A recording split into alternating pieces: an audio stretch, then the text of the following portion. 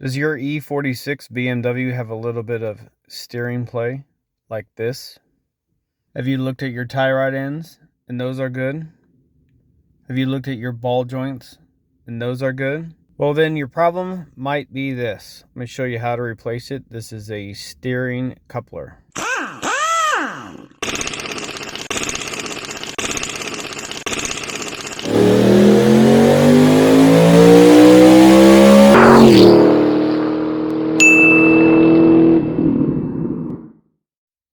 Hey, let's face it, these cars are getting fairly old, and by and large, they've been very reliable. That's why a lot are still on the road, and they're 20 to 25 years old now. And some things that aren't normal or common maintenance items are actually starting to go out on them. Common things that go out are the ball joints, tie rod ends, things of that nature. Things that are not so common are the steering coupling that I'm about ready to show you. Okay, starting off underneath the car here in the front, let's get this belly pan splash shield off. You got some Phillips screws going around, just follow them around. And then up front you have some push pins. I've already taken 2 of them out. I saved this middle one for you. Basically you got a center piece here that you grab. And once that center piece is out, you should be able to just pull it right out. Once everything is loose and it's hanging down, you just gotta pull it back and then down to get it underneath, out from underneath this lip here. Just like so. Alright, and right behind that plastic splash shield is this skid plate. We're going to be taking that out. You get these rubber circles here. This is really hard to do with one hand. I'm going to get all those rubber circles out. There's some bolts behind there. Okay, there's a total of 8 16mm bolts that you got to pull out under each circle. 1, 2, 3, 4, 5, 6, and then 7, and then 8. Again, these are 16mm. Pull all those out. Alright, the skid plate is off and on the ground. Let me show you what we are after here. Come up here to about this corner of the oil pan, underneath the subframe, and look up here. Right here, this is the steering coupling. Let me show you a quick video of how I proved that this thing failed. Alright, here it is. I want you to watch the speed of letter A, that portion of the part, compared to the speed of letter B, that portion of the part, when I move the steering wheel back and forth here. See that? There's some slop in this. A is moving much faster than B. Okay, now let's get it off. Alright, looks like we got a inverse female torque socket that we're going to need to put on this. Probably an E10. Okay, it was in fact an E10. I'll link some sockets in the condition description below. What I'm going to do now is turn the steering wheel just a little bit to get this other bolt right here facing towards me.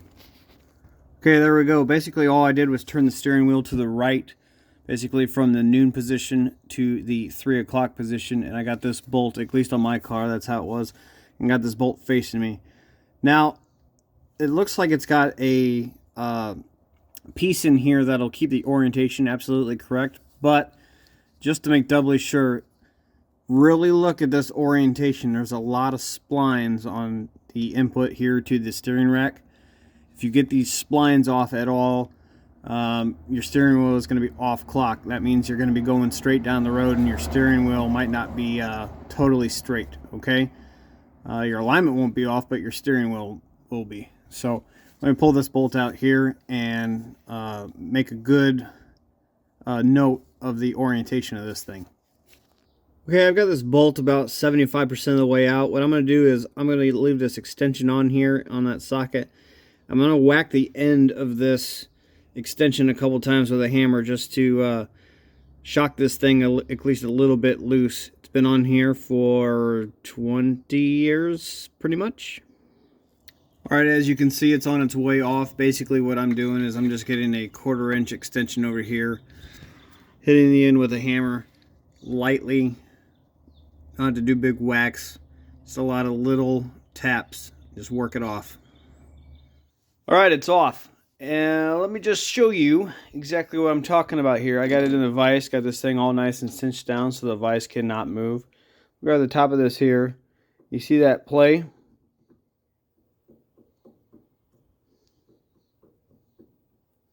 Yeah, no bueno.